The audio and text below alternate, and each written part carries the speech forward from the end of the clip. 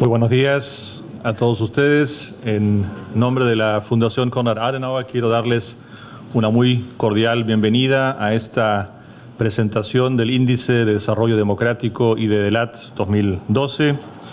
Quiero saludar especialmente al señor expresidente de la República, Luis Alberto Lacalle, al embajador de la República Federal de Alemania, diputado Trovo, autoridades, amigos de Polilat, los señores panelistas, autoridades presentes, amigas y amigos. Es una gran satisfacción y no puedo ocultar una sana cuota de orgullo que podamos presentar la 11ª edición de este Índice de Desarrollo Democrático de América Latina y de DELAT 2012. Desde el año 2002, la Fundación Konrad Adenauer y Polilat.com estudiamos la evolución de las instituciones y de las sociedades latinoamericanas a través de este trabajo de investigación que hoy día ustedes tienen en sus manos. También se investigan en el marco de este trabajo cómo y en qué medida las dirigencias políticas avanzan o retroceden en el respeto a los principios de libertad, equidad y transparencia. Así, este índice de desarrollo democrático busca destacar los logros y virtudes del proceso de avance hacia una mayor evolución democrática, por un lado, pero también señalar los desperfectos, los retrocesos y las dificultades que se generan en ese camino. No voy a entrar en detalles del índice actual, para eso Jorge Arias explicará con mayor detalle cuáles son los alcances de este trabajo. Solo quiero limitarme a decir que este informe ha sido elaborado sobre la base de indicadores que reflejan las estadísticas de organismos públicos de los países y organismos internacionales de reconocido prestigio, con datos de la situación hasta el 31 de diciembre de 2011. Es importante tener eso en claro porque es el índice 2012, pero por la disponibilidad de datos estadísticos recoge y analiza la situación hasta fines del año 2011. Temas como la bonanza económica y la baja de los indicadores de pobreza, de la inequidad, la violencia, así como el avance del crimen organizado, las amenazas a la libertad de prensa, son tratados con especial énfasis en este informe. Este, como los informes anteriores, siempre son una fotografía, toman los datos de un momento y que reflejan entonces una realidad con esa metodología mencionada. Pero me parece importante señalar y poner énfasis y invitarlos a ustedes no solo mirar la fotografía del año 2012, sino también la evolución de los datos a lo largo de los años, o sea, mirar la película. El informe ofrece para este efecto una serie de gráficos, tablas, análisis, etcétera, que analizan justamente esta evolución, que es lo que ha estado pasando en los países con los diferentes indicadores a lo largo de los últimos años, lo cual, eso sí, nos permite descifrar con mayor precisión los procesos e incluso aventurarnos algunos pronósticos o anticipar situaciones. Quiero aprovechar para agradecer a todo el equipo que hizo posible este trabajo de investigación y edición, tanto en Buenos Aires, con el equipo de Polilat a cargo de Jorge Arias y Fabiana Cianfanelli, así como aquí en Montevideo el equipo de edición, traducciones, correcciones, publicación a cargo de nuestro colaborador Manfred Steffen. A continuación tendremos la presentación del informe a cargo de Jorge Arias, que es el director de la consultora Polilat, y luego tendremos dos comentarios de destacados analistas que presentaré más adelante, y al final el expresidente Lacalle nos hará sus comentarios. Paso entonces a otorgar la palabra a Jorge Arias para la presentación del informe 2012. Jorge. Muchas gracias, Hans. Buenos días a todos y muchas gracias por acompañarnos en este evento. Gracias al profesional equipo de la Fundación Konrad Adenauer que año tras año nos acompaña en este hermoso desafío de evaluar y analizar el comportamiento de nuestra democracia en América Latina. Gracias al equipo de Polilat y a Fabiana Cianfanelli, su directora.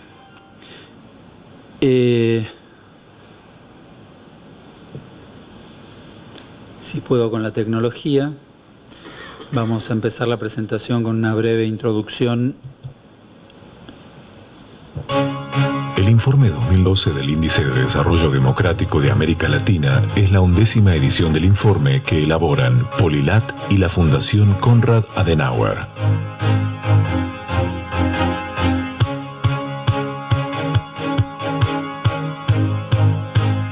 La Konrad Adenauer Stiftung es una fundación alemana que apoya el desarrollo democrático, la formación de dirigentes y ciudadanos y la calidad institucional en todo el mundo. Polilat es una consultora política especializada en América Latina que realiza trabajos de identificación y medición de indicadores de democracia y contribuye a diseñar programas de desarrollo democrático. El IDD-LAD mide el desarrollo democrático en base a las siguientes dimensiones de análisis: la democracia de los ciudadanos, sus libertades y derechos; la democracia de las instituciones, calidad institucional y eficiencia del sistema político; el poder efectivo para gobernar, generando mejores condiciones de desarrollo humano y social; el poder efectivo para gobernar en el logro de un mayor desarrollo económico. Los resultados del informe 2012 presentan la novedad que este año Costa Rica desplaza de la primera posición a Chile. Fortalezas que muestra el IDD-LAD 2012. La región vive un momento signado por la democracia. La bonanza económica ha generado excedentes que se han aplicado para combatir la pobreza y la exclusión. 73 millones de latinoamericanos salieron de la pobreza en los últimos 10 años. Ningún país sufrió durante 2011 quiebres institucionales que pusieran en riesgo sus democracias. En la actualidad existe una creciente participación política de la mujer en todos los niveles. Pero persisten debilidades de la democracia, la inequidad, narcotráfico y crimen organizado. La incapacidad de muchos partidos políticos para generar liderazgos democráticos y despertar el compromiso ciudadano. La tentación de caer en regímenes de una sola voz. La consolidación estructural de la corrupción. La ausencia de políticas de largo plazo legitimadas en el consenso. América Latina presenta un enorme potencial de desarrollo democrático. Las sociedades y dirigentes de cada uno de los países deben asumir el reto de avanzar construyendo democracia. La democracia es el camino.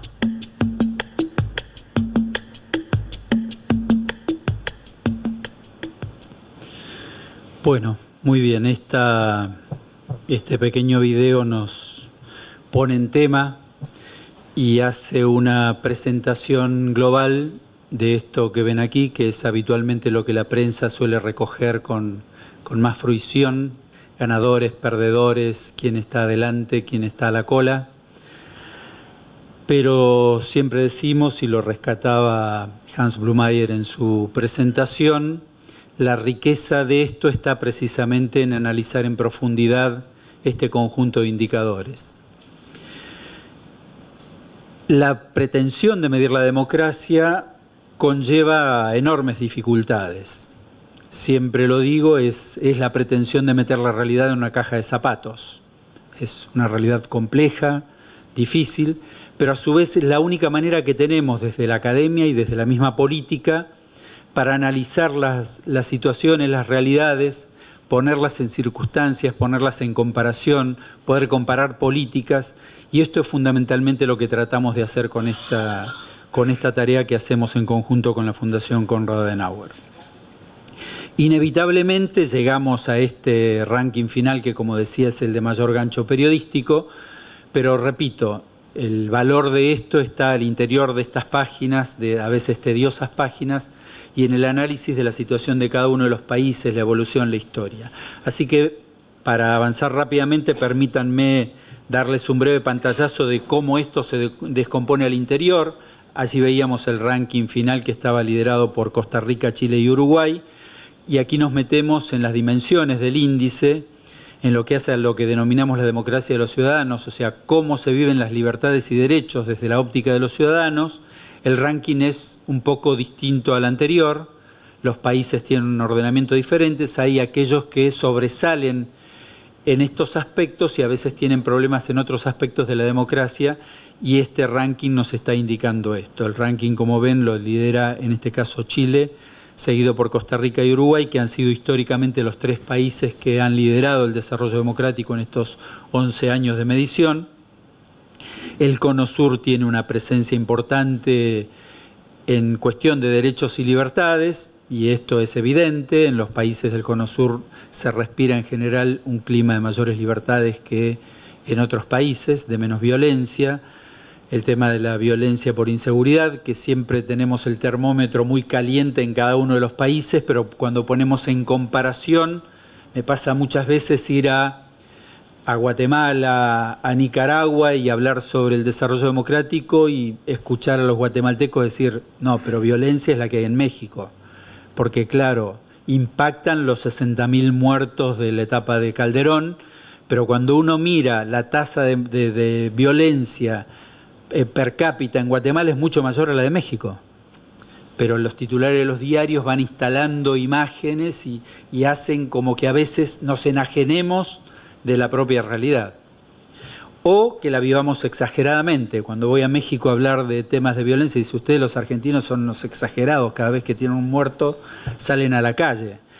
Y yo suelo decir, qué suerte porque significa que la sociedad está en guardia, aunque muchas veces los argentinos tenemos reacciones histéricas y no son tan buenas. En este caso me parece que es bueno el hecho de estar con la guardia levantada respecto de una muerte. Una muerte, perder una vida es muy importante para la democracia. Entonces, cuando empezamos, ese termómetro empieza a bajar y empezamos a perder perspectiva respecto del valor de la vida humana en democracia, realmente estamos en serios problemas. Esto es fundamentalmente uno de los aspectos que tratamos en esta dimensión. La siguiente dimensión es la de la calidad institucional y la eficiencia del sistema político. Aquí evaluamos cómo se comportan las instituciones de las repúblicas democráticas latinoamericanas y cómo funciona el sistema de partidos políticos en la generación de instrumentos de poder para gobernar y de control al gobierno en democracia. Esto es centralmente, a través de una canasta de indicadores, lo que medimos aquí. En esta dimensión está liderada por Costa Rica, Uruguay y Chile en este orden, seguidos por Panamá. Ya aquí Argentina, mi país, aparece en el anteúltimo lugar, seguido solamente por Venezuela, como uno de los grandes déficits que tiene hoy la democracia latinoamericana tras la destrucción de su sistema político institucional en el 2001, de donde no hemos podido recuperarnos lamentablemente. Bueno, aquí como les decía medimos esto, la capacidad del sistema político para construir poder para gobernar y para construir mecanismos de control para ese poder de gobierno, a través de las instituciones de la República. En lo que hace a la gestión de poder efectivo para gobernar, que es la última dimensión que medimos, la distribuimos en 2 subdimensiones, una que mide el desarrollo social y humano y otra que mide el desarrollo económico. Y aquí muchas veces arrastramos desde el inicio del IDELAT una especie de disputa con algún sector de la academia en cuestiones de democracia que dice no me contaminen la democracia con el gobierno, digamos. La democracia es votar, es tener leyes, es que las instituciones funcionen, pero la cuestión de los resultados del ejercicio de gobierno no es una cuestión de la democracia. Y nosotros pensamos que realmente no sabemos, en realidad tenemos opinión, pero no vamos a opinar aquí sobre eso, qué pasa en otras partes del mundo, pero pensamos que en América Latina la democracia ha estado severamente en cuestión y sigue en cuestión. Digamos, de hecho, los tironeos institucionales en muchos de nuestros países dan cuenta de estas tensiones que tienen las democracias latinoamericanas que no logran compaginar esta cuestión de vivir en libertad, con derechos, sin violencia, con respeto a la libertad privada y a la iniciativa privada, con respeto a las instituciones, que el Poder Ejecutivo respete al Legislativo y al Judicial y viceversa, que haya mecanismos de control. No podemos compatibilizarlo muchas veces con que haya desarrollo, con que nuestros ciudadanos vivan cada vez mejor, que entiendan, que no vivan como una historia a veces romántica con las dictaduras que sienten que en algún momento les generaron mejores condiciones de vida. Este es un desafío, es una cuestión central para la democracia latinoamericana y es lo que está aquí en tensión y que nosotros analizamos esas tensiones en nuestro índice.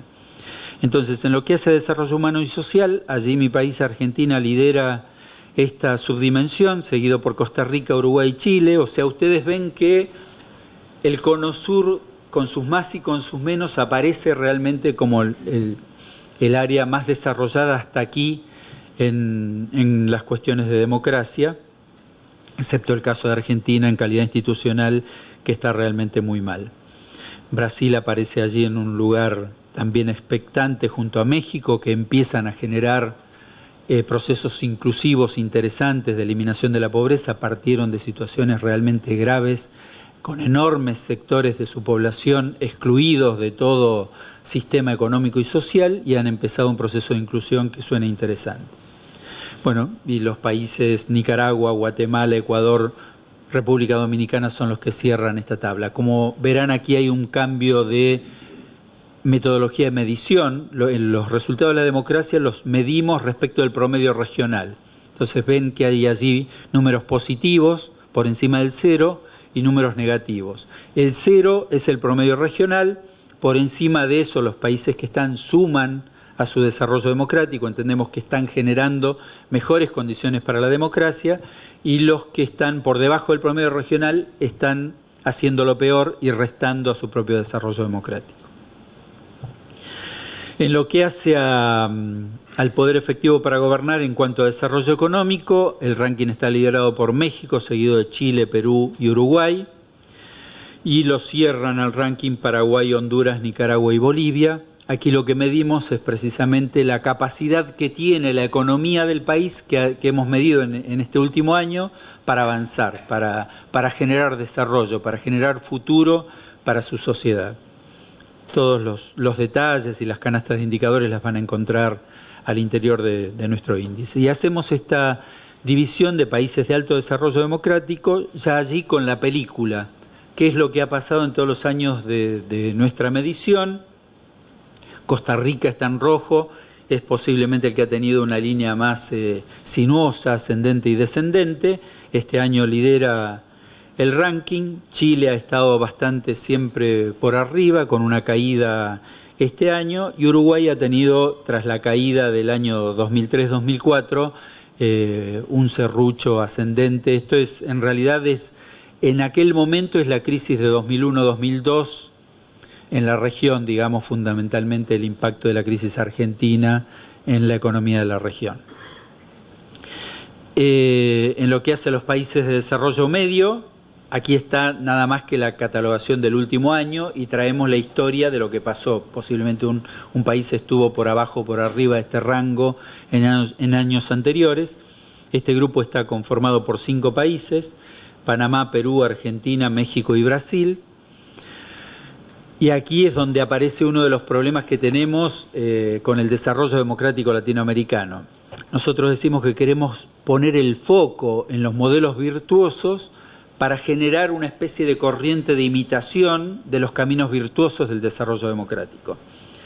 Y es muy difícil con 3 países pequeños en la región, como son Chile, Costa Rica y Uruguay, generar una inercia de desarrollo democrático potente. Indudablemente ahí estamos a la espera de que México, Brasil, Argentina, los países más grandes, Colombia, digamos, tomen un impulso de desarrollo democrático que pueda sentar las bases para un modelo general en la región. En los países de bajo desarrollo democrático ha habido varios que se han caído al siguiente peldaño este año, así que hay nada más que 4 países: El Salvador, Colombia, Paraguay y Honduras.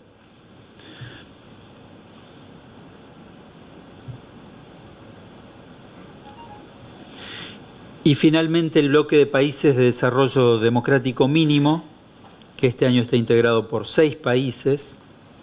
Han caído varios de ellos: las curvas del azul, que es Bolivia, del amarillo, que es República Dominicana, y del violeta, que es Nicaragua. Han caído, no, Nicaragua ya estaba el año pasado por debajo, o sea, Bolivia y República Dominicana cayeron este año en mínimo de desarrollo democrático, y este es el grupo más preocupante de nuestra democracia, en el sentido que un nivel de mínimo desarrollo democrático significa que estamos a las puertas de cualquier viento respecto del funcionamiento de la democracia. Entonces, estos son los grupos de países en los que queremos enfocar el alerta para que se trabaje en la generación de nuevas políticas, de programas de mejora del funcionamiento de la democracia en estos lugares. Yo no quiero aburrir los términos con una breve muestra de algo que nosotros denominamos la matriz del desarrollo democrático, matriz en el sentido de un modelo que puede generar un mayor desarrollo, que es esta en la que tomamos el interior de estas dimensiones, digamos, cada uno de los indicadores. Nosotros decimos que si tomamos la canasta de 40 indicadores del Índice de Desarrollo Democrático, tenemos allí una verdadera hoja de ruta del funcionamiento de la democracia de los países.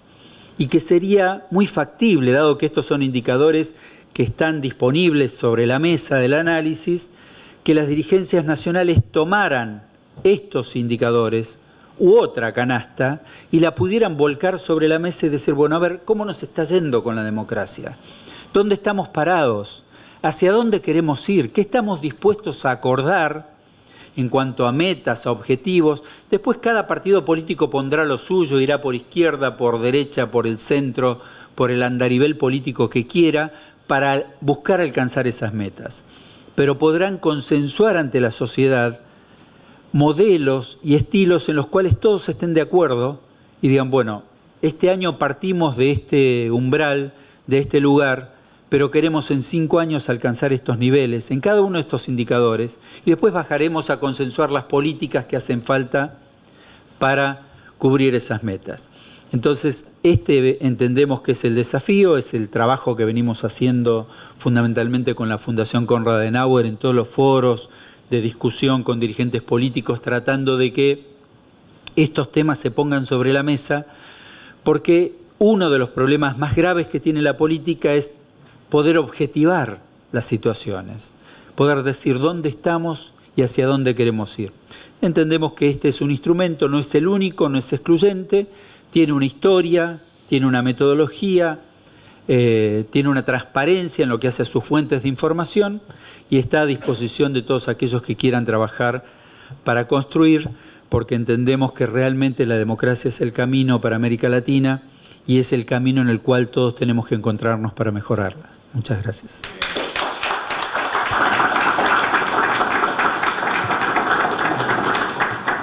Muchas gracias, Jorge, por tu presentación. Quiero invitar entonces a nuestros primeros 2 panelistas, a Mar Marín y a Ignacio Sosnávar, a pasar adelante para sus comentarios.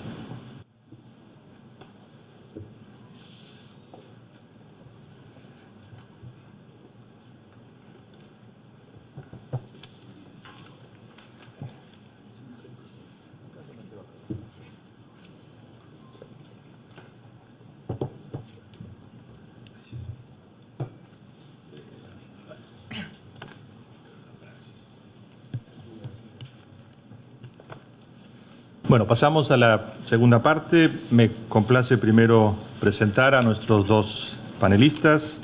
Primero a Mar Marín, licenciada en Ciencias de la Información por la Universidad Complutense de Madrid, con una muy larga trayectoria en la agencia EFE de España, con estaciones en Cuba, en México y ahora desde el 2008, si estoy bien informado, en Buenos Aires.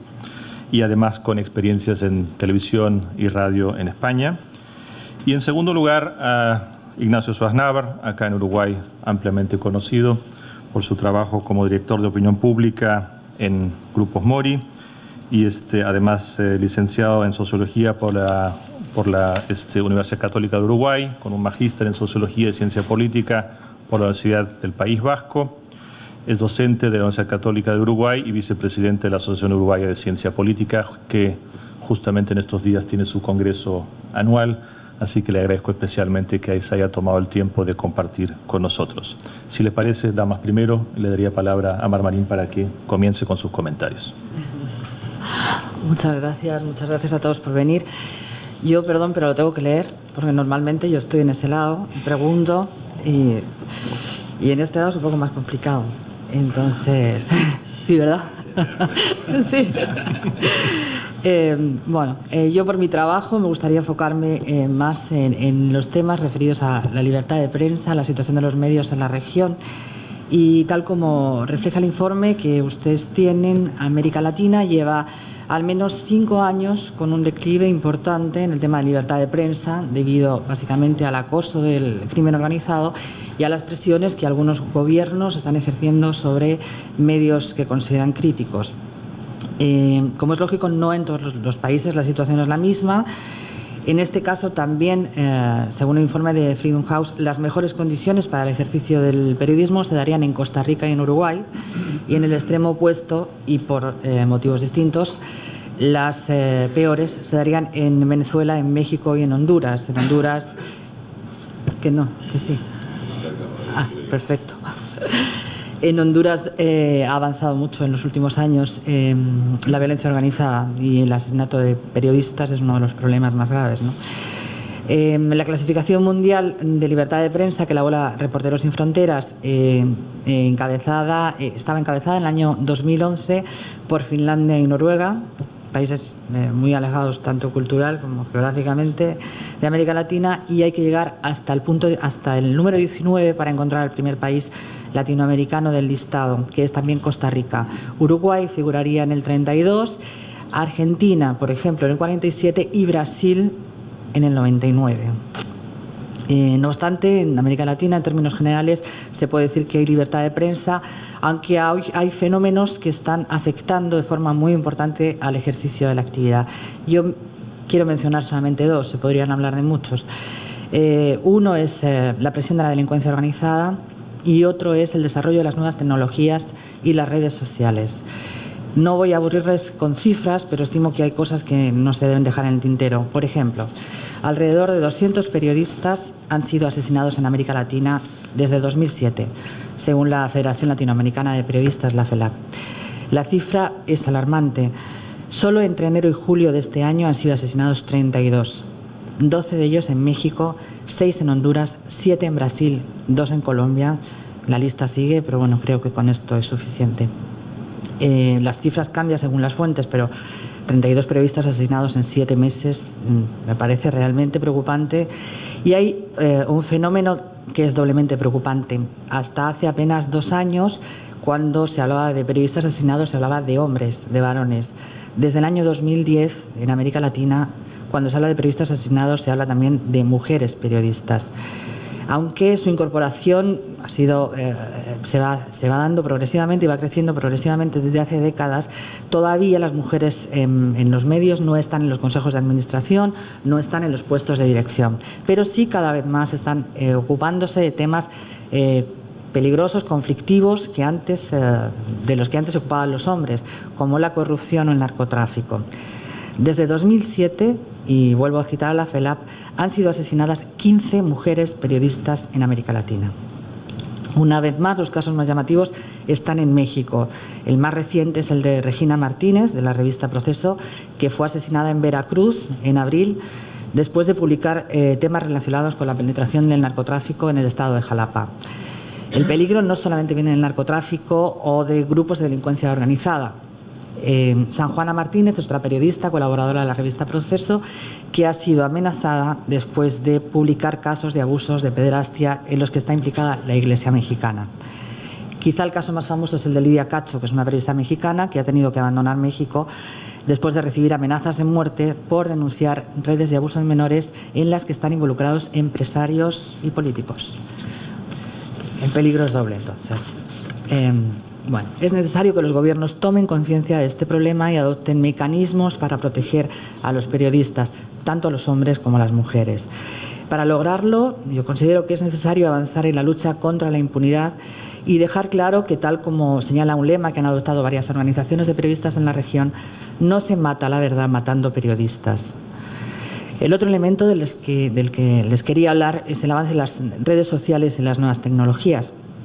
Si bien por un lado las nuevas tecnologías han abaratado los costes de producción y distribución de la información y han abierto nuevos modelos de financiación, como la financiación colectiva, que es un fenómeno que está permitiendo que nazcan muchos proyectos en la red, esto ayuda, favorece la proliferación de páginas, aunque hay que tener en cuenta que, como ocurre con el formato tradicional de los medios, son los grandes monopolios, los grandes medios de comunicación los que juegan con ventaja en este sentido, ¿no? Paralelamente, las redes sociales están modificando los contenidos de los medios de comunicación, influyen en la agenda informativa, permiten establecer una relación entre el periodista y el destinatario como nunca antes se había dado y obligan a las empresas de comunicación a dar información en tiempo real, con lo que eso supone de ventaja y de inconveniente. Es una ventaja en este caso que también aprovechan los gobiernos, también aprovechan las instituciones y las empresas, pero en esta revolución tecnológica hay elementos que hay que analizar con cautela. Por ejemplo, el acceso a Internet en América Latina está creciendo exponencialmente y tiene un desarrollo importante, pero según las previsiones, en 2014 llegará a 277 millones de usuarios. Será entonces el 45% de la población. Más de la mitad de la población de América Latina no tiene acceso a Internet, no tiene acceso a las redes, no tiene acceso a este sistema de información y de comunicación. Por países, la mayor penetración de Internet en la región la tiene Argentina, con un 67%, seguida de Chile, Colombia y Brasil con un 39%. Y el promedio de frecuencia con el que el usuario latinoamericano entra en Internet es de 6 veces a la semana y lo hace principalmente para mirar su correo electrónico, para chatear o socializar en las redes y finalmente también para leer noticias, ¿no? Entonces es evidente que los medios están intentando aprovechar estas plataformas, ¿no?, para conseguir mayor número de lectores, mayor número de usuarios, pero hay que tener cuidado también porque el tema de las redes sociales tiene dos caras. No ofrecen garantía de veracidad, no hay forma de saber si las informaciones que están colgadas ahí son ciertas y están contrastadas, y pueden servir para dar pistas, para alertar, pero difícilmente vamos a encontrar un buen análisis o datos de contexto en Twitter o en Facebook. Como decía el periodista polaco Kapuczynski, en el buen periodismo, además de la descripción de un acontecimiento, está también la explicación de por qué ha sucedido. En el mal periodismo, en cambio, encontramos solo la descripción sin ninguna conexión o referencia al contexto histórico. Evidentemente, en Twitter o en Facebook no vamos a encontrar buen periodismo, salvo en casos muy excepcionales, ¿no? Por otra parte, hay otro riesgo del que están alertando expertos estadounidenses. Las redes sociales están dejando de lado temas que pueden ser conflictivos o polémicos o incluso desagradables en un primer vistazo, con lo cual están estrechando, digamos, nuestra agenda de interés.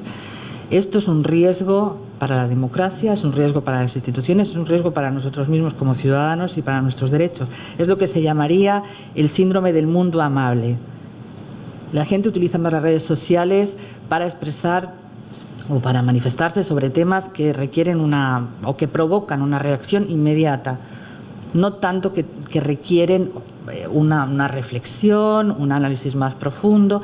Esto va modificando también nuestro sistema de pensamiento y nuestra manera de interactuar y participar políticamente, ¿no? Bueno, no lo digo yo, tampoco esto. Hay expertos que lo han analizado y que consideran que este mecanismo afecta a nuestra visión del mundo, a la visión del mundo que nos dan los políticos y, en consecuencia, al sistema democrático también, ¿no? Por otra parte, está claro que cualquiera puede abrirse una cuenta en Twitter o en Facebook y tratar de manipular su identidad. Existen lobbies de presión que contratan, y grupos y delincuencia organizada que contratan empresas que crean este tipo de cuentas por los más distintos objetivos. La prensa mexicana reproducía hace poco informes sobre que el Departamento de Seguridad de Estados Unidos estaba investigando las cuentas de las redes sociales para buscar narcotraficantes en México, que las utilizan para contactarse y además para despistar y crear aparatos de propaganda. Paralelamente, según Anonymous, también Estados Unidos, el ejército de Estados Unidos estaba creando una plataforma para crear millones de perfiles falsos en las redes con objetivos propagandísticos, ¿no? Entonces, Y yo creo que es necesario establecer mecanismos que garanticen la pluralidad en la red, a la vez que posibiliten que la gente se exprese, pero que controlen este tipo de fenómenos, ¿no? Es una tarea complicada, pero no imposible. Y para terminar, a modo de conclusión, yo les diría que la independencia de la prensa solo puede tener garantías en democracias fuertes, en sistemas donde se respeta la institucionalidad. La libertad de la prensa debe contribuir a reforzar la democracia y, a la vez, las democracias deben nutrirse de la libertad de la prensa. Porque, por citar un ejemplo muy cercano, que acaba una cita que acaba de pronunciar la presidenta brasileña Dilma Rousseff, es preferible que el ruido de la prensa, es preferible siempre el ruido de la prensa libre al silencio de las dictaduras. Muchas gracias.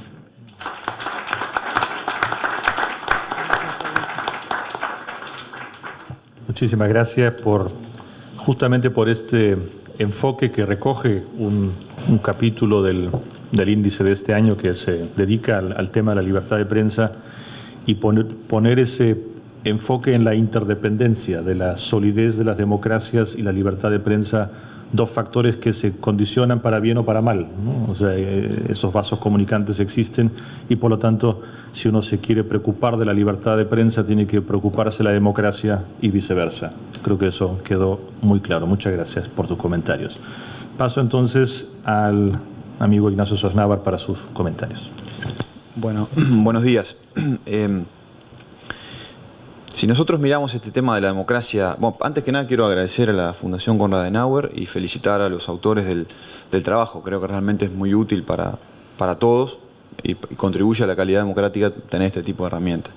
He tenido oportunidad de leer atentamente y detenidamente el trabajo y de comentarlo la semana pasada en el Día Internacional de la Democracia, organizado también por la Fundación. Y ahí yo hacía algunas reflexiones que quiero compartir con ustedes. Yo creo que si nosotros miramos esto de la democracia en el largo plazo, a veces perdemos en la perspectiva a largo plazo y por lo tanto perdemos la conciencia de que estamos viviendo un periodo histórico absolutamente excepcional. Realmente este invento de la democracia es apenas una fracción de segundo a lo largo de la historia de la humanidad. La mayor parte de la historia de la humanidad hemos vivido con otros regímenes políticos que no son democráticos. Esto de la Revolución Francesa vino a cambiar un poco las reglas de juego. Pero aún así, diría, hasta bien entrado el siglo XX, las democracias que teníamos en el mundo eran cosas bastante distintas a las democracias que tenemos hoy. Yo creo que la diferencia fundamental tiene que ver con la idea de inclusión o exclusión. Solo por mencionar quizá el ejemplo más notorio, pero hasta bien entrado el siglo XX, más de la mitad de la población, que son las mujeres, no tenían ni siquiera derecho a voto.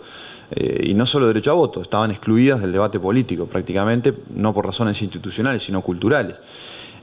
Ni que hablar en América Latina, ya entrando al tema que nos atañe más, de la inclusión o no de otro tipo de otras minorías y de otros sectores de la sociedad que no participaban del juego democrático. Entonces, esta recta final del siglo XX y principio del siglo XXI es un lapso de tiempo muy pequeño, pero en las cuales estamos viviendo, particularmente en América Latina, una democracia con una calidad que nunca habíamos tenido hasta el momento. Eso no quiere decir que no esté exento de problemas, pero a veces es bueno tener la perspectiva de largo plazo, que no siempre es tan sencillo. Tenemos en América Latina hoy una situación que nunca se había dado, que es prácticamente 30 años de continuidad democrática en todos los países, más de 25 años de continuidad democrática, sin regímenes autoritarios, simultáneos en todos los países latinoamericanos. Esto es una situación también inédita. Esto quiere decir, por ejemplo, que ya tenemos toda una generación de jóvenes votantes que nunca vivieron, en todo el continente, que nunca vivieron dictadura. No saben lo que es un régimen autoritario, salvo por lo que les cuentan las generaciones anteriores. Y eso empieza a generar una condición totalmente distinta a la que teníamos hasta ahora. ¿Cuáles son los valores que están socializando estas nuevas generaciones, estos jóvenes que no saben lo que es vivir con ausencia de democracia? Bueno, tenemos un par de proyectos de investigación justamente con el apoyo de la Konrad Adenauer que intenta responder esta pregunta que es central, porque nos habla no de la democracia actual ni la del pasado, sino de la democracia del futuro.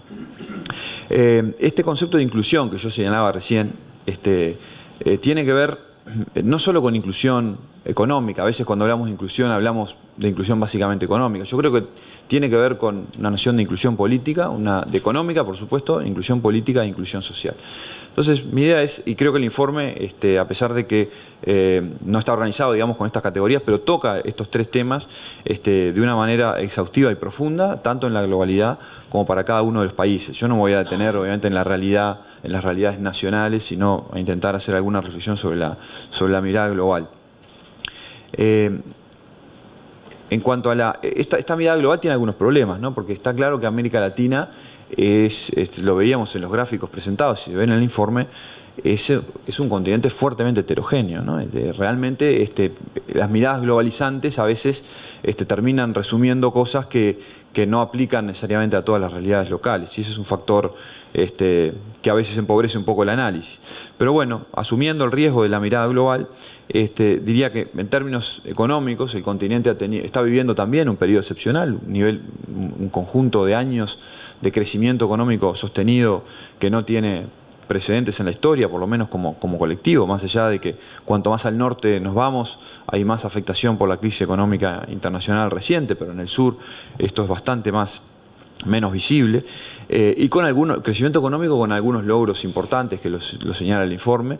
La reducción de la pobreza es un logro importante en la dimensión económica. 73 millones de latinoamericanos dejaron de ser pobres en los últimos 10 años, y esto es obviamente algo de lo que también nos debería enorgullecer. Sin embargo, en la dimensión económica hay una desigualdad tenaz y persistente. O sea, se ha logrado disminuir la pobreza, pero no se logra disminuir en la misma medida la desigualdad. América Latina sigue siendo hasta hoy el continente donde hay más desigualdad del mundo. Hay más desigualdad en América Latina que en cualquier otro continente del planeta. Y eso es un dato fuerte, porque las sociedades donde persisten situaciones de desigualdad grandes son situaciones donde la estabilidad democrática, digamos, se ve de alguna manera afectada, porque no es sostenible una convivencia democrática pacífica en el largo plazo si hay situaciones de desigualdad que no se solucionan en plazos correspondientes. Y ese es un gran debe, y ese es uno de los grandes desafíos que el continente, los distintos países, algunos más que otros, por supuesto, deben comenzar a solucionar. En cuanto a la democracia social, yo creo que también ha habido un montón de avances, esto de integración de minorías. Si vemos hace 10, 15, 20 años lo que era el nivel de exclusión a nivel social en Bolivia, por ejemplo, o en Paraguay, incluso en Brasil o México, que lo señalaban también los autores, me parece que ahí ha habido avances notorios. Estos procesos de mayor inclusión obviamente no son procesos sencillos, son procesos conflictivos, son procesos donde a veces los sectores excluidos tienen ciertas dosis de revanchismo o actitudes que no contribuyen al colectivo. A veces algunos sectores que no contribuyeron históricamente a la inclusión se resisten al proceso de mayor igualdad. No son procesos sencillos. Algunos de los conflictos políticos y sociales que vemos tienen que ver con esto. Pero yo creo que está bastante claro que venimos en un proceso donde la mayor inclusión social es un camino sin retorno, que vamos hacia ahí. Puede haber algunas contramarchas, porque todos estos procesos de cambio cultural nunca son lineales, siempre tienen pequeños retrocesos, pero América Latina se mueve hacia ahí. Y una de las grandes claves, obviamente, es la igualdad de género, ¿no? Que es uno de los cambios fuertes. Es un proceso irreversible, por supuesto que puede tener estas marchas y contramarchas también, pero sobre todo desde lo cultural es bastante notorio que también por razones de reemplazo generacional, es decir, las generaciones que van desapareciendo son las que tienen conceptos más estructurados en torno a la desigualdad de género, mientras que las nuevas generaciones tienen la igualdad de género como los valores predominantes. Entonces el propio paso del tiempo va a hacer que en pocos años más vivamos en sociedades donde la igualdad de género va a ser una realidad todavía mucho más fuerte de la que es hoy. Claro, a veces estos cambios no se dan con la velocidad con la que todos quisiéramos, pero no hay ninguna duda que el proceso de cambio de valores lleva al mundo y lleva a América Latina hacia ahí. Algunos debes en materia de inclusión social tiene que ver también con la inseguridad, que ya fue analizado, la inseguridad que en otros países, en Uruguay en menor medida, pero está empezando a aparecer, tiene que ver obviamente con el narcotráfico y con el crimen organizado en un sentido más amplio. Un gran debe o un gran desafío es la educación. Los sistemas educativos en distintos países del continente, en algunos han mejorado notoriamente, en otros están empeorando notoriamente, pero en todo caso el sistema educativo es uno de los grandes ámbitos en los cuales se puede reproducir y garantizar esta idea de inclusión social y oportunidades de desarrollo, como comentaba anteriormente. Yo creo que la revolución tecnológica a la que María hacía referencia recién también implica una gran oportunidad de integración social. Está claro también que el ritmo de la velocidad, es decir, hoy por hoy no hay duda de que esta tecnología, internet, redes sociales, más que contribuir a la disminución de la igualdad, a la disminución de la desigualdad, están reproduciendo la desigualdad, porque hoy por hoy el acceso a internet, que es minoritario, además está muy segmentado socioeconómicamente y educativamente. Entonces no son hoy por hoy herramientas que ya estén contribuyendo a la disminución de la desigualdad, pero la van a hacer muy próximamente, porque como pasó con la telefonía celular, por ejemplo, hace 20 años la tecnología de la comunicación celular también segmentaba socioeconómicamente, y era una cuestión que de alguna manera reproducía o reafirmaba desigualdades existentes. Pero en muy pocos años eso se acabó. En la medida que los costos del acceso a la tecnología disminuyen, hoy es una herramienta que ha generado condiciones de igualdad y mejora de calidad de vida en sectores que hasta el momento estaban fuertemente excluidos de la comunicación. Yo no sé en qué plazo, pero tiendo a pensar que el acceso a internet y todo este mundo de las redes sociales va en la misma dirección. Los riesgos que María señalaba sobre las redes sociales como medio de comunicación los comparto y son efectivamente así, pero creo que las redes sociales no deben mirarse solo como un medio de comunicación. Yo estoy trabajando en la idea de que las redes sociales son más que un medio de comunicación, son un espacio social. Es un espacio de interacción social donde la gente entra, o sea, no se cumple en las redes sociales esa condición de verticalidad donde hay un emisor o un conjunto limitado de emisores y una gran cantidad de receptores, de alguna manera pasivos, por lo menos en los modelos clásicos. Las redes sociales no tienen nada que ver con eso. El que entra en una red social entra en un espacio de igualdad, a un espacio donde puede comunicar, pero también tiene que recibir comunicación, tiene que someterse al intercambio social. Esto, desde el punto de vista de las instituciones y el liderazgo político, debe ser claramente comprendido. No se puede intervenir en una red social como si fuera un medio tradicional donde simplemente se deposita un contenido y se sale de esa red social. Eso es riesgosísimo, porque es no pertenecer a la red. Hay que entrar a la red social y participar de esa red social si es que uno está dispuesto a hacerlo. Es como un dirigente político que va a un acto en un club barrial y solo realiza un discurso y no interactúa de ninguna manera con la gente. No, la idea es justamente un espacio donde uno puede interactuar con las personas y asumir los riesgos que corresponden con esa interacción. Entonces yo tengo una visión más bien optimista sobre la tecnología en el futuro, a pesar de que va a llevar cierto tiempo el igualar condiciones de acceso hacia todo el continente. Y por último, la inclusión política. La inclusión política, quizá, más allá de las buenas noticias que decía al principio, de que llevamos ya muchísimos años de democracia continua y eso es la primera vez que ocurre y está muy bien, pero aquí sí hay tareas pendientes. Estamos viendo en América Latina que estos gobiernos electos democráticamente están, algunos de ellos, tendiendo cada vez más a concentrar poder y a perder respeto por la oposición o por las minorías políticas. Y eso es un riesgo, ¿no? La perpetuación del poder, las reelecciones, y el cercenar espacios de participación a las oposiciones, habla de democracias problemáticas. La libertad de expresión ya fue señalada también por María del Mar como otro de los grandes desafíos. Yo creo que es muy difícil hoy, hasta por los cambios tecnológicos que mencionaba recién, generar condiciones donde se pueda limitar la libertad de expresión, pero creo que cualquier intento que hagan los gobiernos en esa dirección tenemos que también denunciarlos y verlos con mucha alarma. Tenemos muchos desafíos institucionales y de generar confianza institucional en estos nuevos regímenes democráticos. En países como Uruguay, Costa Rica, Chile tenemos tradiciones democráticas muy fuertes. La gente entiende de qué estamos hablando y valora los procesos, pero en otros países esto de la democracia está mucho más ligado a los resultados concretos y está mucho más ligado a que las instituciones logren determinados niveles de legitimidad, y es un desafío construirlas. Tenemos una oportunidad por la coyuntura económica, pero no pasa solo por eso.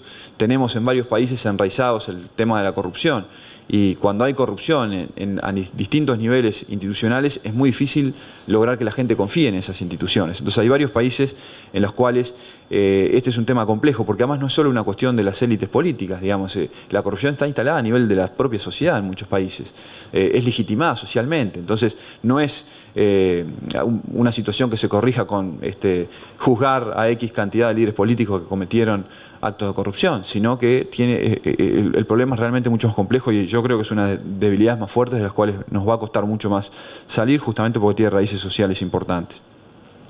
Y en último lugar, la necesidad obviamente de fortalecer los partidos políticos, ¿no? Yo creo firmemente en el rol de los partidos como agentes centrales de la solidez democrática.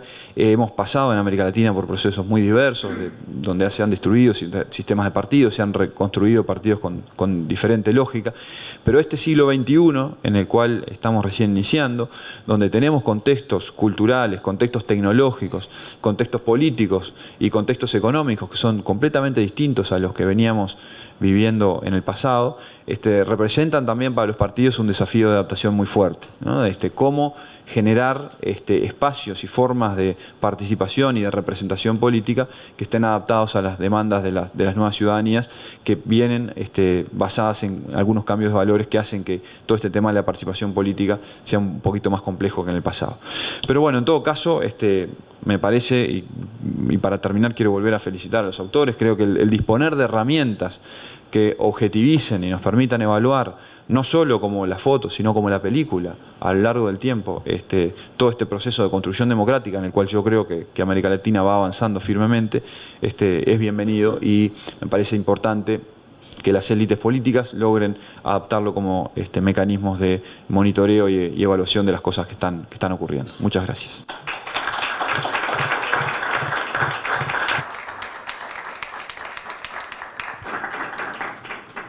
Muchas gracias, Ignacio, por este pantallazo alrededor de los problemas que nos acabas de dar, y comparto perfectamente esa dificultad de hablar de América Latina y luego tratar de entrar en generalizaciones cuando justamente este índice nos demuestra lo heterogéneo que es país por país y cómo se comportan los indicadores de acuerdo a países. O sea, ni siquiera en eso hay homogeneidad, sino hay una variedad enorme que nos obliga a ver caso por caso y no caer en la tentación de las generalizaciones que al final de cuentas para el análisis no sirven. Y recojo un comentario tuyo que me deja pensando que si seguimos hablando también de una democracia tradicional en sociedades tradicionales y no vemos que en la sociedad están cambiando cosas, redes sociales fue solo quedarme con ese término, lo que eso implica para como desafío para las instituciones y los actores, sobre todo en los que están en política, de entender que la sociedad está cambiando y no espera que la política reaccione, ¿no? Les exige, y donde no lo hacen entramos en problemas. O sea, aquí volver a compaginar o volver a generar estos lazos entre sistema político, partidos políticos, parlamentos, actores políticos y sociedad, probablemente ese es el desafío más complejo y más central al cual nos estamos enfrentando. Y si pretendemos algo con este índice es dar también señales de alerta. Ojo, acá están pasando cosas y dado que ya tenemos una película de 10 años, vemos qué pasó donde eso no se hizo. Y lo que tenemos claro es que no hay seguro de vida contra eso, ¿no? Aquí hay que ponerse atentos y hay que anticiparse a la situación y no esperar que sucedan. Yo creo que eso es algo que quedó también ahí sobre la mesa. Así que muchas gracias a ustedes dos por sus comentarios, y pasaríamos a la tercera y última parte, invitando al expresidente, doctor Lacalle, a compartir con nosotros sus comentarios. Muchas gracias a ustedes.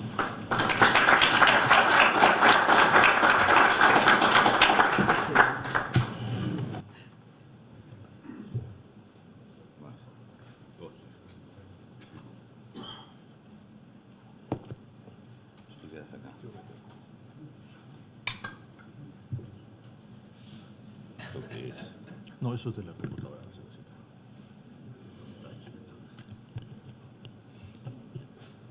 Bueno, entonces, doctor Lacalle, muchísimas gracias. Es un placer, un honor poder contar con usted en esta oportunidad de la presentación del lanzamiento del Índice de Desarrollo Democrático. No es una falta de cortesía, sino porque simplemente no se requiere hacer un resumen de su currículum. Yo creo que esto acá en esta sala y en los presentes es más que conocido y estamos atentos a escuchar sus comentarios con la vasta experiencia de político, tanto en el plano nacional como internacional.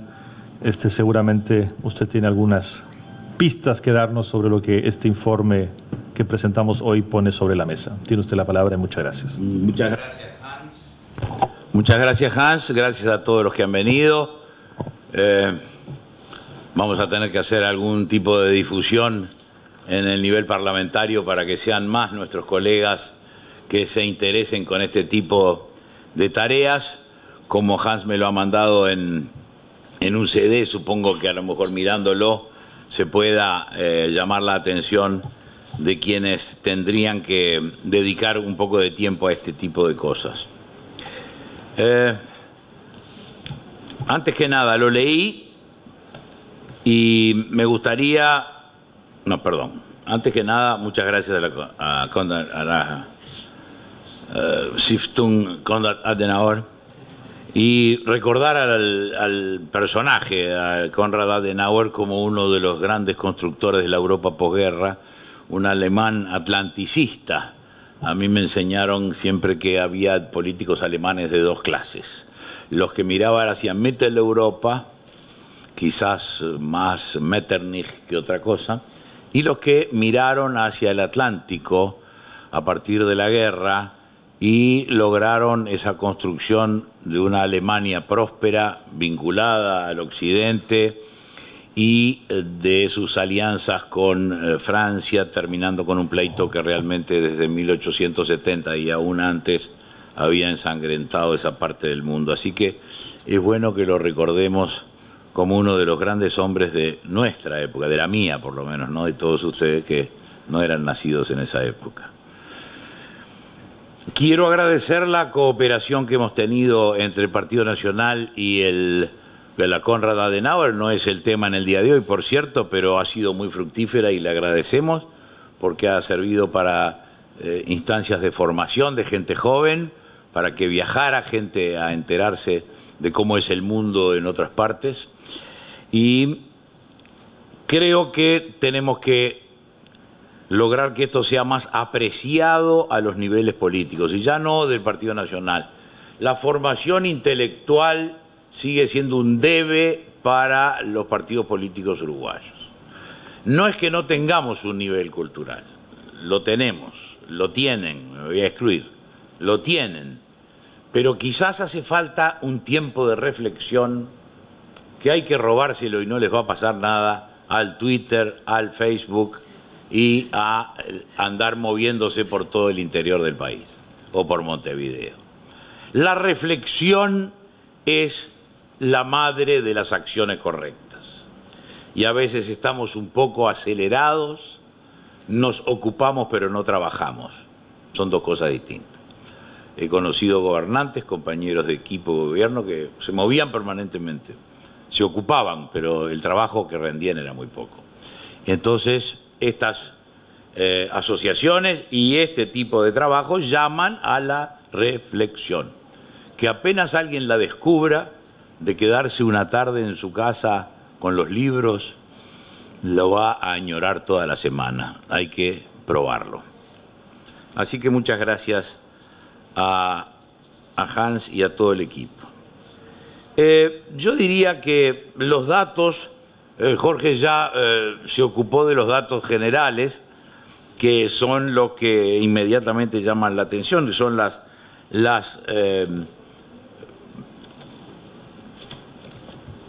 gráficas y los comentarios del capítulo primero, del cual yo no voy a repetir porque lo dijo Jorge y es la introducción de alguien que sabe más, pero además son las gráficas más entendibles, las genéricas, por supuesto. Cuando uno empieza en el afine y son 10.000 y el otro es 9.324 o 9,934, ya uno se complica un poco más.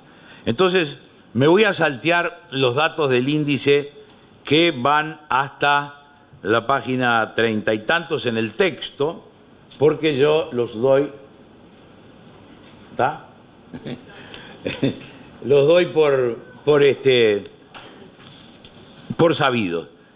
Cuando lea los comentarios sobre algunos países que he elegido, ustedes van a encontrar, no se los voy a decir, pero van a encontrar un trait d'union, un hilo conductor en los datos. Yo he pensado en Argentina porque es nuestra vecina, a la que padecemos, y siempre nos importa mucho lo que allí ocurre. Entonces, Argentina es página 53, esto es una cosa sobre Bolivia muy interesante, página 53, donde inevitablemente se dice uno de los peores índices en materia institucional. No tenemos que abundar mucho, lo sabemos, no se dice esto ni ligeramente ni con alegría y satisfacción, al contrario. No solo porque uno no puede alegrarse de lo malo, sino porque están demasiado cerca para que les vaya demasiado mal y a nosotros nos cueste caro. Pero indudablemente esto es algo conocido porque nuestra vecina república desde hace 50 o 60 años tiene un tema de organización política, y eso es que no hay partidos políticos. A la larga, como decía muy bien Ignacio, los partidos son un mal necesario. Y la República Argentina, que tuvo mucho antes que el Uruguay legislación electoral ejemplar, el voto secreto fue antes en la Argentina que en el Uruguay. Cualquiera diría, no, primero Uruguay. No, fue primero en la Argentina.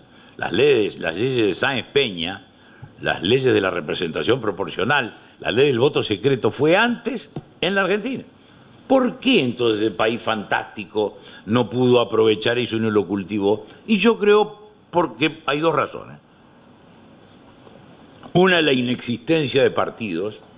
El Partido Radical es el único partido que se crea en la Argentina, aparece un partido conservador, y después lo que aparece no es un partido justicialista ni peronista, es un movimiento que es de las peores definiciones que se pueda dar en materia política. Un movimiento es cualquier cosa. Es lo que quiera el consumidor.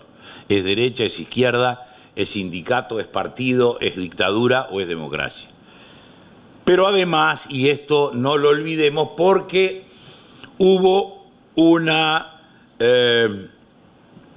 falencia, hubo una abdicación de las élites sociales respecto de la vida política. Y esto, miren que no pasa en casi ningún país de América Latina. Y no pasa en el Uruguay, pero por razones distintas. La abdicación de quienes, teniendo posiciones sociales provenientes de su talento, de pertenecer a la academia, de pertenecer al empresariado, de la buena situación económica, del éxito en general, traen su correlato de deberes. Es la parábola de los talentos. A tanto te he dado y tanto te voy a pedir y te tengo que pedir. Y esto es algo que en la Argentina lamentablemente se perdió. Las clases, y vaya si eran poderosas, se alienaron de la política, quizás por la influencia del radicalismo de Irigoyen más fuerte, pero que fue muy popular y muy legítimo. Marcelo Alvear es el último, Marcelo T. Alvear, elegido por el radicalismo, es el último presidente de la República Argentina que conjuga en sí, en su persona, el hecho de pertenecer a una clase social muy alta e interesarse por política. Después, nunca más se dio. Y miren que si en algún lugar era natural que hubiera un partido conservador, era en la provincia de Buenos Aires. Conservador en el buen sentido de la palabra, es decir, todo lo bueno que tiene esa palabra. Entonces, lo de la Argentina no nos extraña, pero vayamos a algo. La designación de los jueces de la Suprema Corte. La Argentina ha cambiado en 50 años 16 veces la conformación de la Corte. No es serio y este es un tema que vamos anotando. Después vamos a Bolivia por alguna peculiaridad, no porque lo tuviera yo en mis planes originariamente.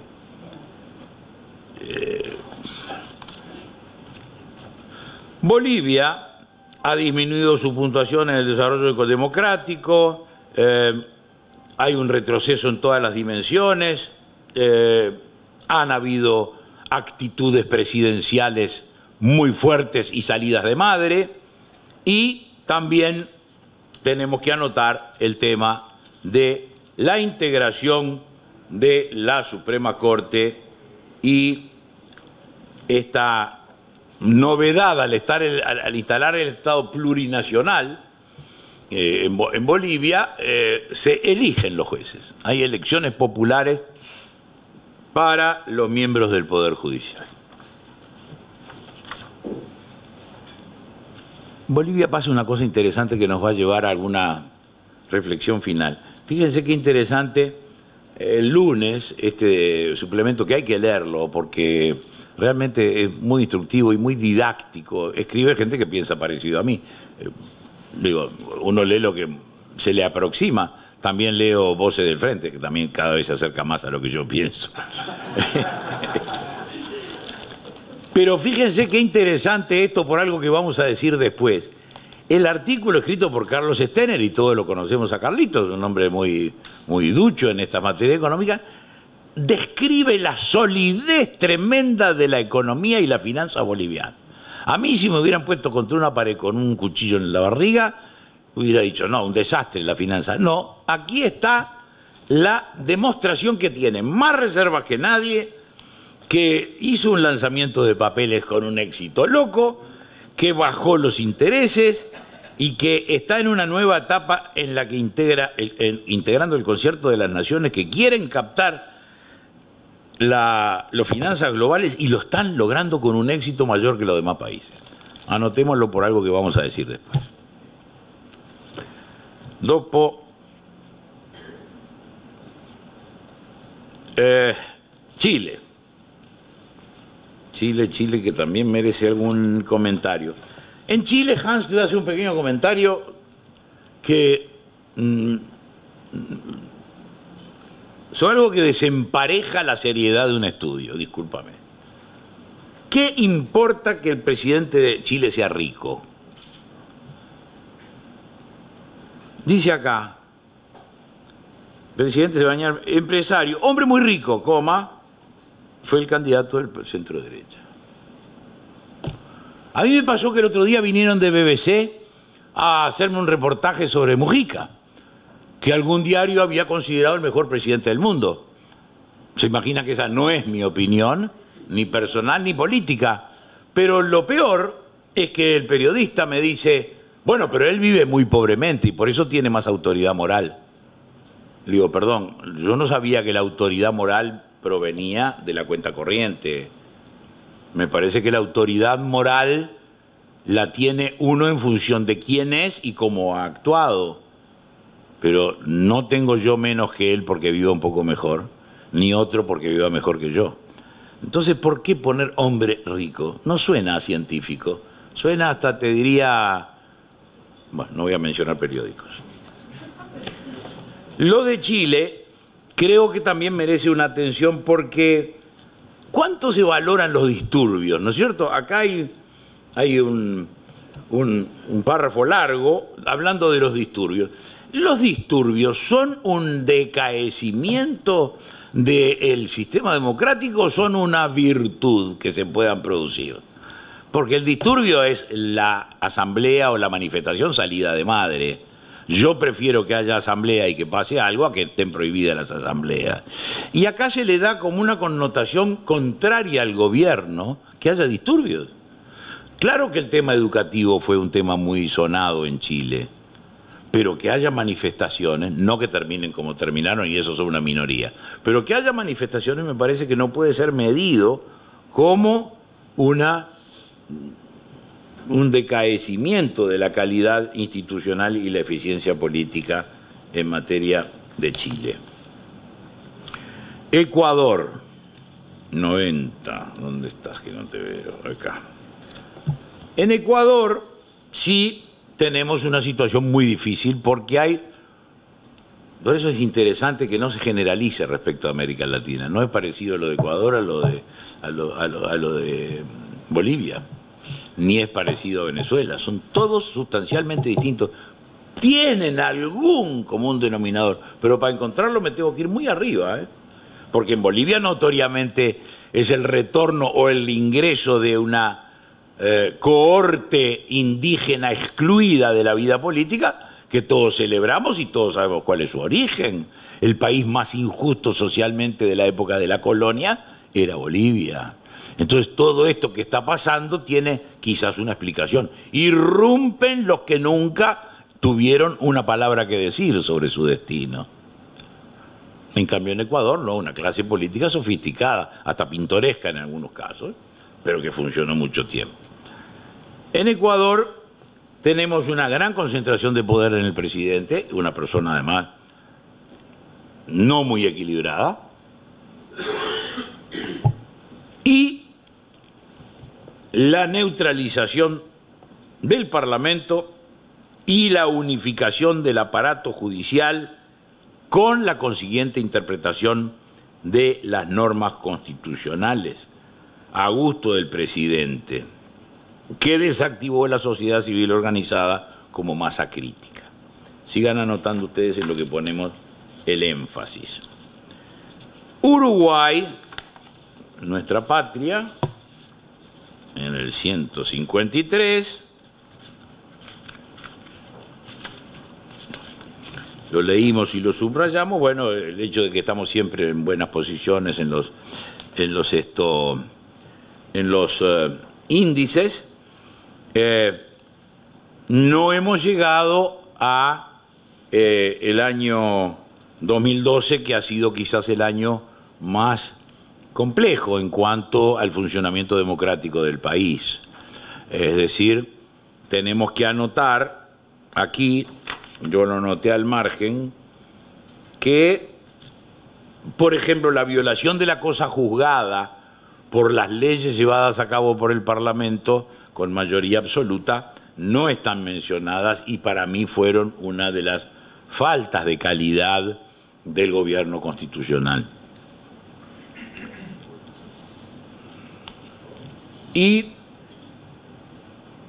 me resulta interesante una frase donde dice que el posicionamiento, estamos hablando de la baja de edad de imputabilidad, ¿no? Un tema que estamos discutiendo.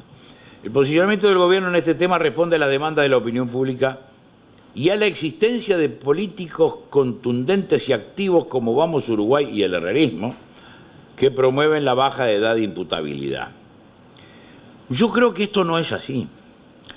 Yo creo que hay un tema filosófico. Acá tenemos un tema del pobrismo, es decir, que quien es pobre no puede ser imputado de nada porque pobrecito ha vivido circunstancias difíciles de familia, vivienda, barrio y mala calidad de su formación. Y quienes consideramos que aún en esos casos, cuando hay conciencia y voluntad de cometer un acto ilícito, tiene que haber responsabilidad penal. Yo creo que ahí está el tema de la inseguridad en su mala resolución en el Uruguay. Hay un temor a salirse de un molde cuando está en juego el valor seguridad, que afecta mucho más a los que no pueden tener guardia privada, reja y vidrios contra bala. Y, sin embargo, yo creo que es la consolidación y el aferramiento a un modelo lo que impide que, lo sabemos, legisladores del frente mano a mano nos dicen que están de acuerdo en la baja de la edad de imputabilidad. Pero acá ha habido como una especie de encierro de que eso es la derecha, cuando el orden no es la derecha. Es más, quienes más pueden ejercer autoridad y firme son los gobiernos de izquierda. No se han dado cuenta que tienen un crédito para eso. Y si no, miren ustedes la época de Mitterrand y la policía, ¿eh? No se podía uno acercar a una cuadra del liceo que estaban aquellos señores bastante contundentes.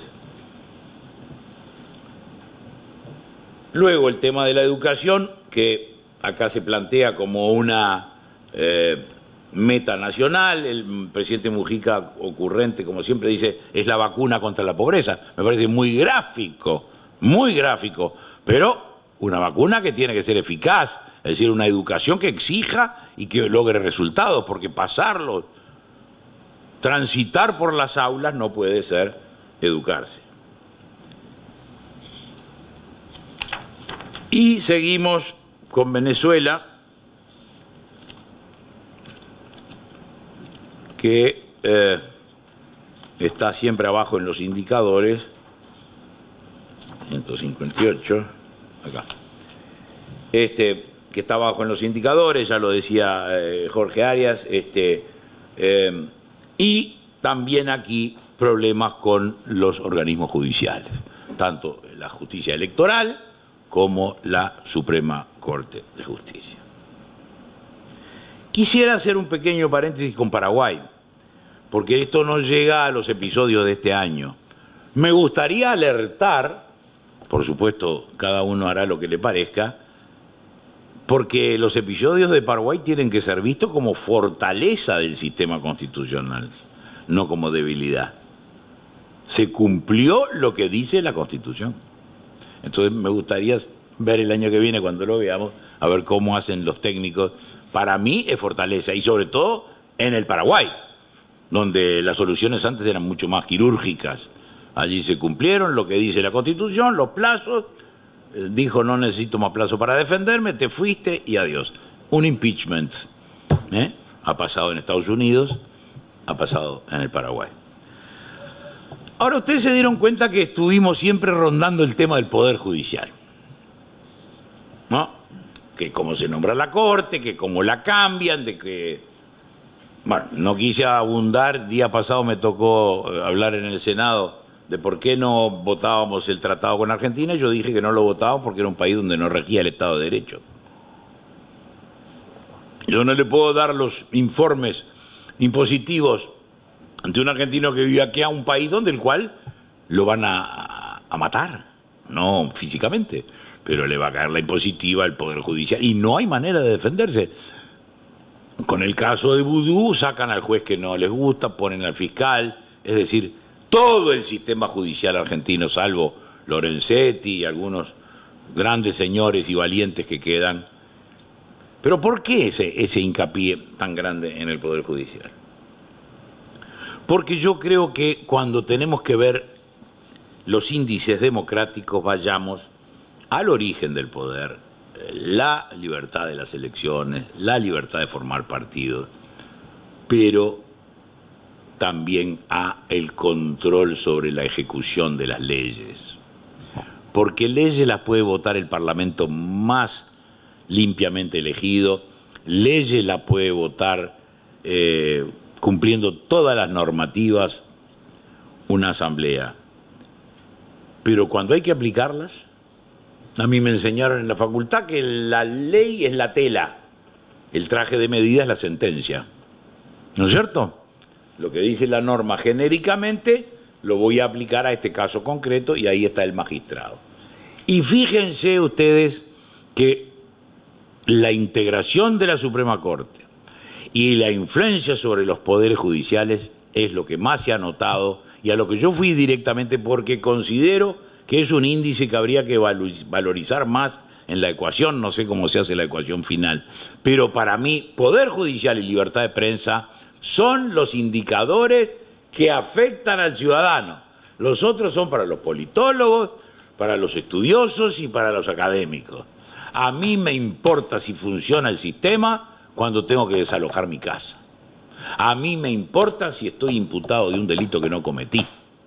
A mí me importa si yo puedo opinar habiendo recibido opiniones libres. Me parece que ahí va a estar una de la manera, será difícil evaluarlo, ustedes son los cientistas sociales, yo no, pero creo que hay una medida. Por ejemplo, las acciones de inconstitucionalidad. Y las recomiendo seriamente. En todos los países y en las constituciones existe la acción de inconstitucionalidad como una medida final del individuo ante una ley que notoriamente violenta principios constitucionales y acude a la Suprema Corte. Por supuesto que en nuestros países no con el efecto de los Estados Unidos, que determina una sentencia favorable de la Suprema Corte la eliminación de la ley. es el gobierno de los jueces, del que hablaba Marshall, el gran intérprete de la Constitución. No, aquí es caso por caso, pero las veces que la gente va a apelar y a demandar de inconstitucional una ley, sería una cosa fácil de cuantificar, porque en las Supremas Cortes se lo van a decir, y una linda medida de cómo la gente siente que ha sido violentada y cuánto ejerce ese derecho final a decir esta ley a mí no me la pueden aplicar porque está contra derecho. ¿Qué está pasando en América Latina que todo el mundo habla del cambio y voy a agregarme a esa legión de personas? Están asomando entre nosotros nuevas formas de democracia que no le hemos podido poner nombre todavía. ¿Y qué es lo que distingue a esas formas de democracia? Que tienen legitimidad de origen pero no legitimidad de ejercicio del poder. Y para mí ambas son necesarias. No alcanza con que voten a Chávez, con que voten a la señora Cristina Fernández, con que voten al señor Correa. El complemento inseparable es cómo lo ejerce, porque la elección no es un 007, no es permiso para hacer lo que se quiera, es permiso para actuar regladamente. El poder democrático está hiperreglado como debe ser. Y los aspectos formales, que en su tiempo los tupamaros bastante se rieron de la democracia formal, pero bastante la decíamos cuando la perdimos, los aspectos formales son esenciales. Entonces, esto es tarea para Ignacio y para todos los sabios de ciencia política. ¿Cómo le ponemos a estas democracias? Hay que clasificarlas, porque son tantas que ya forman una categoría. Se le ha querido poner populismo, pero el populismo puede ser, me parece que es una categoría ajena a esto. Esto es normas claras de legitimidad de origen y ejercicio con normas claras del poder recibido. A ustedes la pelota, si le pueden encontrar un nombre a esta categoría. Han habido hasta seminarios sobre democracia directa. Voy a decir algo que no es muy... No me das un poquito de agua, Hans, please. Voy a decir algo que no es muy popular. Cuidado con la democracia directa. Ustedes me dirán, bueno, pero el Uruguay la tiene y la ejerce. Sí, señor. El Uruguay tiene dos maneras de ejercer la democracia directa. Tres. La iniciativa popular, muy pocas veces usada. La aprobación o no de recursos de referéndum y la plebiscitación de sus reformas constitucionales. De paso, digamos que Uruguay es el único país en América en el cual para reformar la Constitución hay que pasar por la urna. No valen leyes especiales y eso es una bendita virtud de nuestro país. Tan ejemplar en tantas cosas. Aquí a mí la Constitución no me la reforman 2/3, 5/5 o 100% de los legisladores. Son muy buenos los legisladores, pero a mí no me reforman la Constitución. Después que hacen lo de ellos, vení acá. Y vení a la urna. Y como en el 80 vamos a saber lo que tenemos que hacer. Esa es algo que tenemos que recordar. Pero vayamos al otro extremo, California. 100, 200 propuestas plebiscitarias o de iniciativa popular. No puede ser. Digo, la función de gobierno es tan compleja que no la podemos someter al sí o el no. Y no es que el soberano sea ignorante, que alguno ya estará pensando y va a escribir algo sobre eso. No, no es eso. Es que si a mí me ponen a decidir entre energía nuclear o no, estoy a favor, entre energía nuclear o no, no me lo pongan en la ballot, no me lo pongan en la urna. Mándenlo a la Cámara y el señor Trovo y el señor Pablo Abdala, legisladores, inteligentes y todo, pero llamarán a alguien que los aconseje y ejercerán la representación. Cuidado con esto de la democracia directa abierta a todo. y me hago cargo que puede tener un costo para mí porque nunca va a faltar el que le va a buscar 5 pies al gato de lo que yo digo. Pero como en materia de democracia, dar la cara, ir preso, encapuchado y tener bomba de Tupamaro, no le doy la derecha a nadie, puedo decir todas estas cosas. ¿Por qué alerto? Porque se está generando en la academia, que a veces es donde empiezan estas cosas, la democracia directa, este mismo número, ¿sí? Una señora, muy buena moza por cierto, acá, que dice la democracia directa da grandes beneficios. Y así se va a instalar una discusión que tenemos que nosotros simplemente señalar nuestra discrepancia antes de que se instale del todo. Porque la democracia directa es la antesala de los fascismos y del balcón televisivo, porque ahora no es balcón, no es Plaza Venecia. A veces es el balcón en la Casa de Bolívar y a veces es la televisión, o todos los días es la televisión. No hay cosas que no se pueden poner en un sí o un no. La construcción de una central nuclear, recién lo decíamos, un código tributario. Es decir, tenemos que reivindicar la democracia representativa. Ahora, cuidarnos más de a quién votamos, ¿no? Porque no sea cosa que después digamos, mirá esto, lo que están haciendo, ¿y a quién votaste? A fulano. ¿Y te fijaste bien? No, era ese buen mozo. O hablaba bien. O era el nieto de fulano. No. Acá tenemos que fortalecerla, fortaleciéndonos nosotros.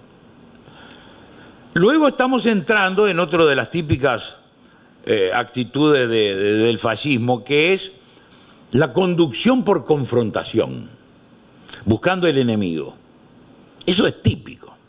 Ellos y nosotros. A ellos ni la sal ni el fuego.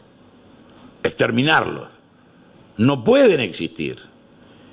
Y esa es una conducción muy fácil. Buscar un enemigo, buscar un demonio, es de las mejores maneras porque provoca necesariamente esa tendencia del ser humano a lo binario. Es mucho más fácil A y B, 1 y 2, blanco y negro, bueno y malo, que distintas zonas de gris, que ahí es donde uno tiene que ejercer un poco su pensamiento para poder optar. Y estas conducciones a través de la confrontación, yo creo que están avanzando. Otro tema que avanza en muchos países. El sindicalismo es esencial para el funcionamiento de la sociedad y además quienes somos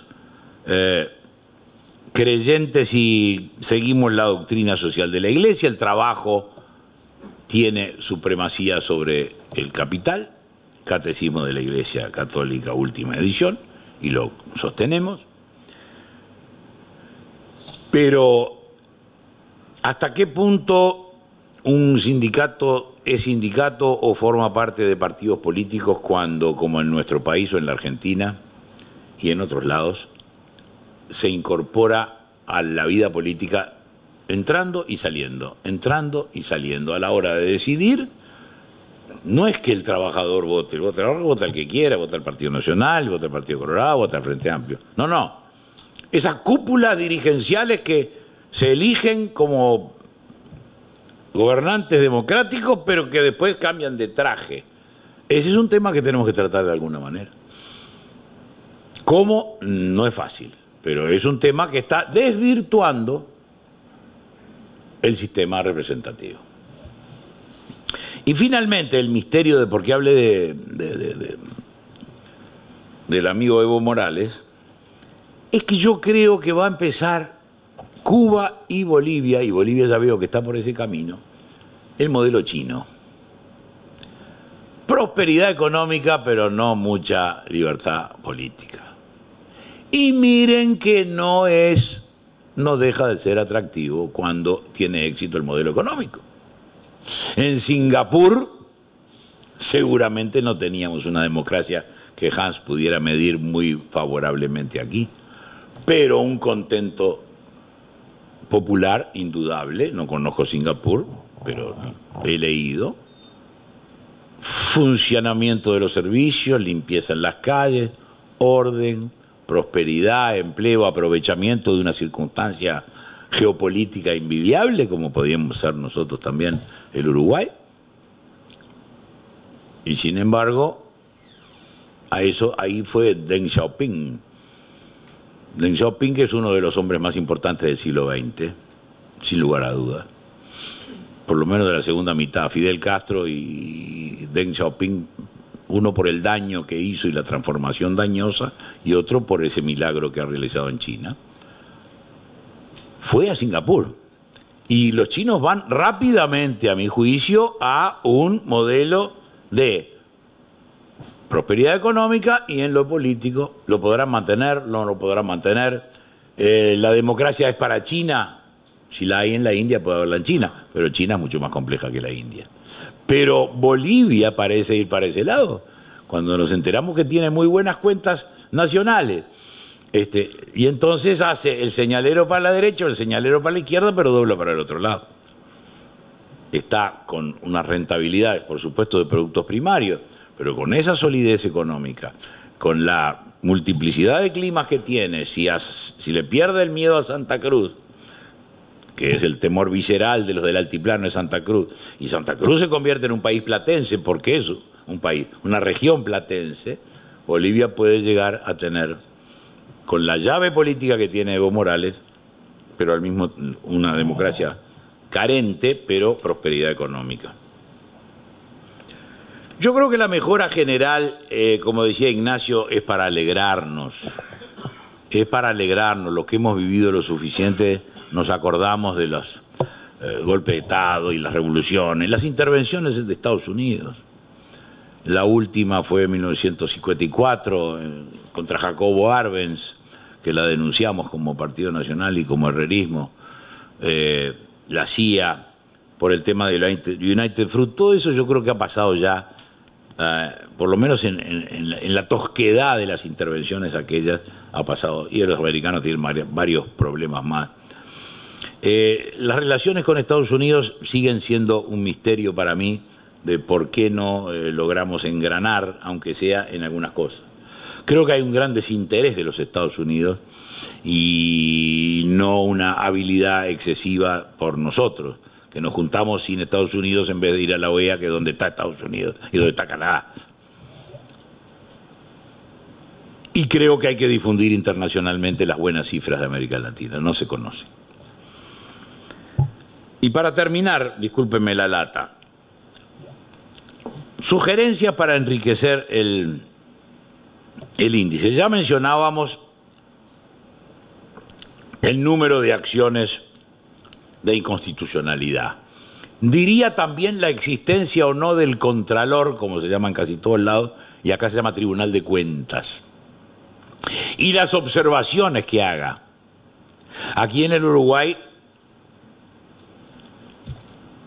es un alto así de observaciones. Pero lo importante es que exista un órgano que controla la legalidad del gasto. Miren que es muy sofisticado. Ahora estamos presentando un proyecto, vamos a presentar un proyecto de ley para lograr que se haga efectivo después ese Contralor. Pero es un organismo a tener en cuenta. Y viene de la más antigua tradición española. El Contralor, como se sigue llamando en muchos lados, acá se llama Tribunal de Cuentas. O sea, otro dato. Los índices de educación, tenemos los índices PISA, incorporémoslos. Me parece que son objetivos y que van a ayudar a completar. Bueno, va tanto para la educación, sí, pero ¿y? A la salida, el 4,5 sirve, en Uruguay no. Y no serviría ni el 8 tampoco, porque el problema no está ahí. Creo que habría que anotar qué gobiernos tienen mayoría parlamentaria y quiénes no lo tienen. Se dice a veces, pero como un ítem especial. Miren que conozco lo que es gobernar con minoría, así que no me lo van a contar a mí el drama de no tener. Y los envidio santamente, que es la manera de envidiar a esta gente, por la mayoría parlamentaria. La autoridad electoral. En la Argentina existe como una parte de la Suprema Corte, creo que es así. ¿Es así, Jorge? Sí, sí. En nuestro país es un poder totalmente separado Incluso en el Uruguay se habla que hay 4 poderes: ejecutivo, judicial, legislativo y de contralor. Tribunal de Cuentas, el contencioso administrativo y la Corte Electoral, que es totalmente separada. Eso es un indicio. En Venezuela lo hay, pero Chávez lo puso, yo estaba en esa época en Venezuela, lo puso todo a su favor. Pero que exista un organismo que va a decir este voto está bien emitido o no, puede ser para enriquecer el índice. Y luego la reelección. Y aquí termino. Para mí la reelección es un veneno en Estados Unidos, en todos lados. A mí tiene que haber un solo periodo de gobierno. Y ese periodo de gobierno, mi amigo, usted sabe que son 60 meses, como es acá. Y si uno es precavido y en el primer mes empieza, en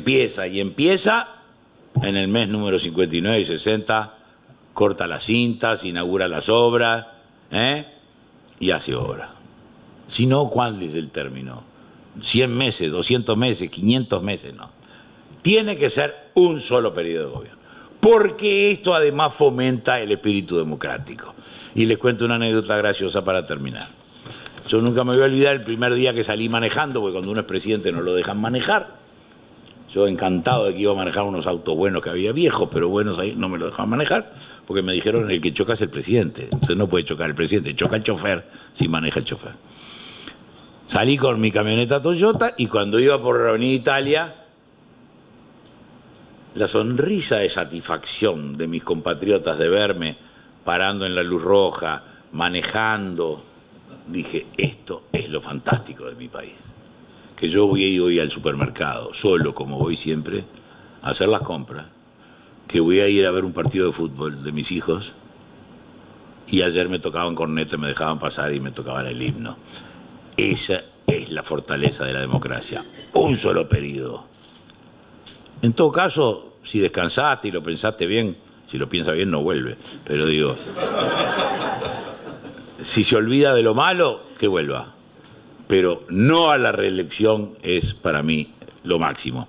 Y poner a los países que tienen reelección con un minus, porque es mejor un solo periodo y que venga otro. Eso impide que la vanidad que siempre nos asalta nos venza. Muchas gracias.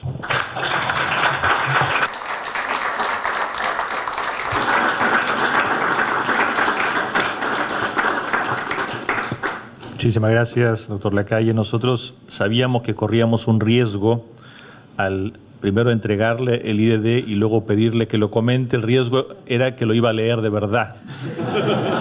Y eso quedó en evidencia.